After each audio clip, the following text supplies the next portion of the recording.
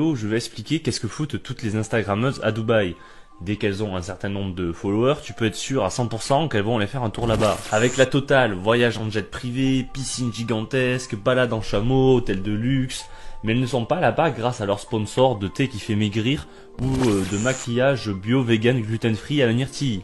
Non, leur sponsor c'est des riches milliardaires venant de Dubaï. La plupart du temps, elles sont directement contactées sur Instagram. Ils passent pas par 4 chemins et disent directement qu'ils veulent la baiser. Elle sera bien payée, voyagera dans le luxe et aura même du temps libre à Dubaï, ce qui lui permettra de poster quelques photos pour alimenter son Instagram. La conversation tourne directement autour de la rémunération. Et des fois, ils versent même un acompte. Puis les filles envoient des nudes ou des vidéos d'elles. Ils payent le week-end 15 000 à 40 000 euros avec des cadeaux supplémentaires comme des habits de luxe. Et une fois que la fille a accepté, il commence à rentrer dans le vif du sujet et propose de payer plus si la fille accepte de faire quelques fétiches et de réaliser quelques fantasmes. Et c'est là que le hardcore commence. Le riche garantit que c'est à 100% anonyme, car il tient à garder leur réputation. Et pourtant, toutes les conversations finissent sur internet.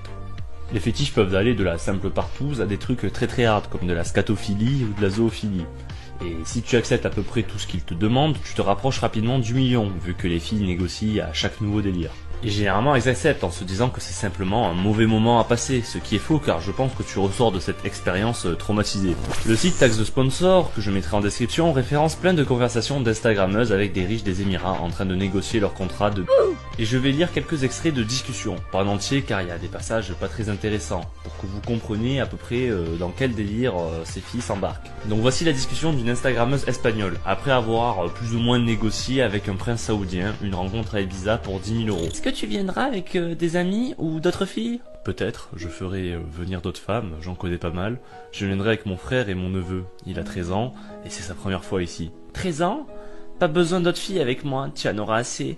Mais si tu le désires, pas de problème. Mais si tu me traites comme une reine, je te traiterai comme un roi. J'aime ça. On prendra soin l'un de l'autre. Est-ce que tu veux faire de mon neveu un homme? Bébé, je veux prendre soin de toi, on trouvera une autre fille pour lui là-bas. Tu peux prendre soin de moi, mais peut-être tu pourrais le payer plus. Ok. Tu penses qu'il pourrait te... Dessus, j'ai envie de lui apprendre mes fétiches. Franchement, non, j'aime pas ça. Je paierai plus. Et là, elle a envoyé une nude, donc je sais pas si on peut prendre ça pour un oui, je sais pas trop ce qui s'est passé après dans la chambre. Juste après, il lui demande une vidéo d'elle en train de péter, et elle a même pas hésité, car juste après dans la conversation, elle envoie un message vocal, et le mec lui a répondu « T'es sexy quand tu pètes ». Sauf que son calvaire n'a pas encore commencé que le prince saoudien lui demande de faire quelque chose pour qu'elle prouve sa loyauté envers lui. Il lui demande de faire un tatouage avec son prénom sur une partie de son corps. Si elle ne le fait pas, le deal est terminé. Et il lui propose 5 000 euros si elle le fait. Apparemment c'est un habitué car il avait déjà demandé à une fille de le faire. Après avoir hésité, elle s'est fait un tatouage avec son prénom sur un de ses doigts. Il a répondu que c'est ok alors, et que... Il me tarde que tu me pètes dessus. Tu vois à peu près là où on se situe sur l'échelle de la dignité, hein. La dendasse se fait tatouer comme du bétail pour se faire... Faut savoir que ça se déroule toujours comme ça. Au début, il propose juste de baiser pour une certaine somme, puis à ce moment-là, il propose des choses de plus en plus hard. C'est un principe de base de psychologie. Ça s'appelle la théorie de l'engagement ou du pied à la porte. Tu as du mal à refuser quelque chose quand on t'a déjà demandé un truc. Par exemple, si tu prêtes ta tondeuse à ton voisin un week-end et qu'il te la redemande le week-end d'après, tu auras plus du mal à refuser. Et pour les demandes, s'il avait directement commencé en disant « Bonjour ma chère, ça te dirait de coucher avec moi et mon neveu de 13 ans et de te faire chier dessus pour de l'argent ?»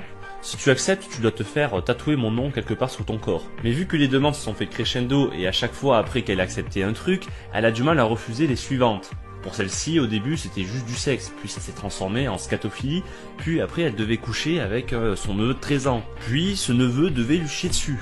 Et au final, elle a même dû se tatouer le prénom du mec alors qu'elle a jamais rencontré. Ces hommes-là s'ennuient, ils sont multimillionnaires, voire même milliardaires depuis la naissance, et ne peuvent pas faire grand-chose dans leur pays. Surtout avec leurs femmes à cause de la charia. Et leur délire, c'est de tester des trucs de tarés avec des européennes car ça les excite de voir des pauvres accepter n'importe quoi pour du fric. Pour la prochaine, c'est carrément une habituée. Si tu es sérieuse pour qu'on se rencontre et que tu es intéressé, je peux te faire venir pour un week-end. Tu recevras un ticket d'avion en première classe pour les Émirats et tu recevras 30 000 $. Il faut que ça reste confidentiel, donc pas de photos avec moi. Bien sûr, je suis sérieuse, je peux venir ce week-end. Tu sais pourquoi je veux te rencontrer? Je ne suis pas stupide et tu es vraiment beau, ça m'intéresse encore plus. Est-ce que tu as WhatsApp pour qu'on en parle dessus? Salut, donc c'est bon, tu es disponible ce week-end? Plutôt le prochain. Ok, donc il va falloir que tu m'envoies un ticket d'avion pour samedi prochain. Alors depuis Paris. Oui, je peux faire ça. Est-ce que tu es ok pour du sexe anal et... Mon chameau? Oui, je suis ok pour l'anal. Et est-ce que tu invites beaucoup de filles?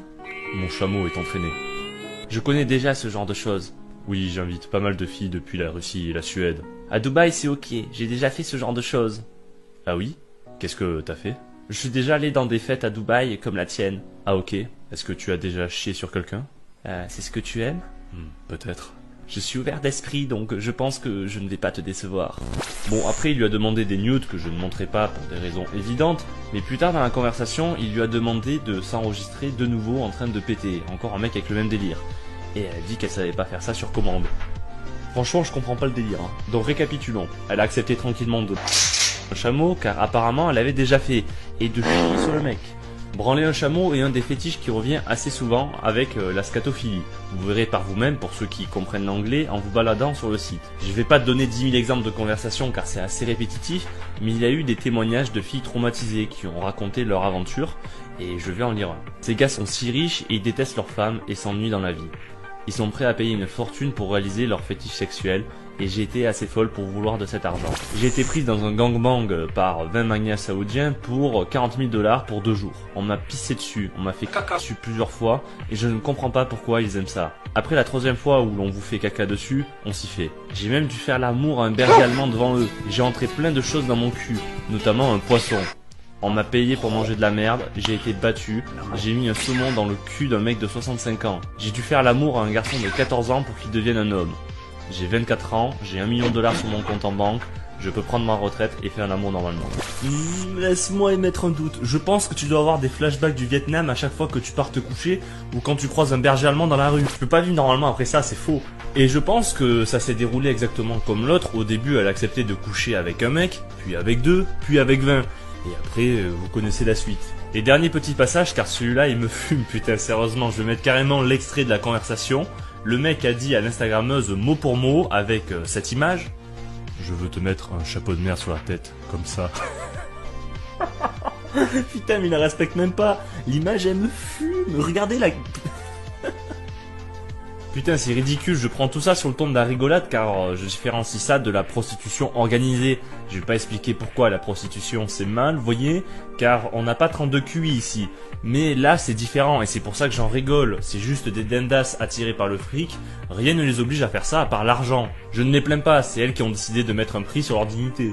Donc parfois, peut-être, les filles, vous êtes un peu jalouses de ces femmes sur Instagram avec des corps magnifiques. Mais dites-vous que si vous voyez une photo d'elles à Dubaï, avec des voyages en première classe, etc., elles ont sûrement déjà un chameau et fait des trucs dégueulasses pour 50 000 €, car dans la plupart des cas, elles ne touchent que ça. Il n'y a que dans les cas très extrêmes, comme le témoignage, où elles partent avec 1 million de $. Et encore, je doute un peu du chiffre, car d'après moi, elle est un peu mytho pour faire cause. Ouais, mais pour 1 million, ça va, non? Non, ça va pas? Et elle est où l'égalité des sexes, là? Nous, les hommes, on n'est jamais contactés pour faire des trucs du genre pour de l'argent. Enfin, ça m'intéresse absolument pas, mais peut-être des mecs sont intéressés. Et vous connaissez peut-être des potes, comme celui à votre droite, qui est un peu hétéro-curieux, et qui aimerait se faire de l'argent facilement. Bref, si cette vidéo vous a plu, n'hésitez pas à mettre un pouce bleu, à partager